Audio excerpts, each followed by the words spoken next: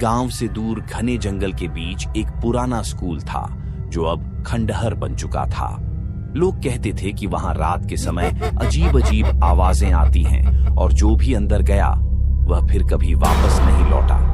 ये स्कूल सालों पहले एक रहस्यमयी घटना के कारण बंद हो गया था और तब से इसे शापित स्कूल कहा जाने लगा। कहते हैं कि यह स्कूल कभी बहुत प्रसिद्ध था, लेकिन वहां एक निर्मम हेडमास्टर मिस्टर सक्सेना हुआ करते थे। वे बच्चों को बहुत सख्त अनुशासन में रखते थे। एक दिन एक छात्र आदित्य को उन्होंने बुरी तरह पीटा और उसी रात वह रहस्यमयी तरीके से घटनाएं होने लगी। बच्चों की चीखें सुनाई देती, क्लासरूम की लाइटें खुद ब खुद जलने बुझने लगती और कक्षा के ब्लैक बोर्ड पर अपने आप खून से लिखी बातें उभर आती। जब स्कूल प्रशासन ने इन घटनाओं को नजरअंदाज किया तो एक दिन पूरी कक्षा के बच्चे अचानक गायब हो गए। गांव वालों ने देखा कि स्कूल की इमारत से लाल रोशनी निकल रही थी, लेकिन जब वे अंदर गए तो वहां कोई नहीं था। डर के कारण स्कूल को हमेशा के लिए बंद कर दिया गया। कई साल बाद गांव के कुछ निडर किशोरों रवि, साक्षी, राहुल और प्रिया ने स्कूल के रहस्य को जानने का निश्चय किया। वे भूत प्रेत की कहानियों पर यकीन नहीं करते थे। रात के 12 बजे चारों दोस्त स्कूल में दाखिल हुए। अंदर घुसते ही अजीब सी ठंडक महसूस हुई।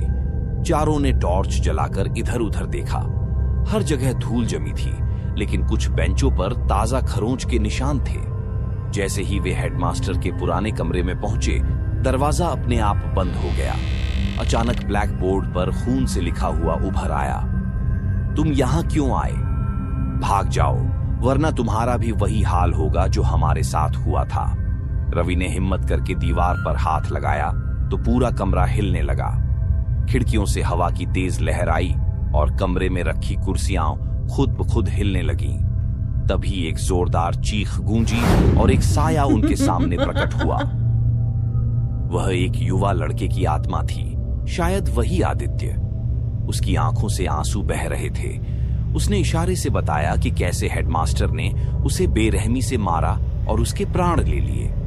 फिर स्कूल में रह रहे अन्य बच्चों की आत्माएं भी प्रकट हुईं। वे दर्द और प्रतिशोध से भरी थीं। तभी कमरे में अचानक मिस्टर सक्सेना की आत्मा भी प्रकट हो गई। उसका चेहरा डरावना था और उसने गुस्से में चिल्लाते हुए कहा, तुम लोगों को यहां नहीं आना चाहिए था। कमरा झटके से घूमने लगा। टॉर्च की रोशनी अचानक बुझ गई और चारों दोस्त अंधेरे में घिर गए। चारों अलग अलग दिशाओं में भागने लगे, लेकिन जैसे ही वे बाहर निकलने वाले थे, एक अदृश्य शक्ति ने उन्हें पकड़ लिया। भयानक सच साक्षी ने हिम्मत करके पूछा, तुम हमसे क्या चाहते हो? आदित्य की आत्मा ने धीरे से कहा, हमारी आत्माओं को मुक्ति दो। हमारे शरीर इस स्कूल के तहखाने में दफन है। रवि, राहुल, साक्षी और प्रिया ने स्कूल का तहखाना ढूंढा। वहां दीवार के पीछे एक पुराना दरवाजा था। जैसे ही उन्होंने दरवाजा खोला, अंदर कई नरकंकाल मिले। आत्माओं के रोने की आवाजें गूंजने लगी। चारों ने मिलकर गांव के लोगों को बुलाया। पुरोहित ने वहां मंत्रोच्चार किया और आत्माओं की शांति के लिए हवन किया। कुछ ही देर में आत्माएं रोशनी में परिवर्तित होकर आसमान की ओर चली गई। लेकिन जैसे ही वे वहां से जाने लगे, एक फुसफुसाहट सुनाई दी, यह कहानी अभी खत्म नहीं हुई है, मैं वापस आऊंगा।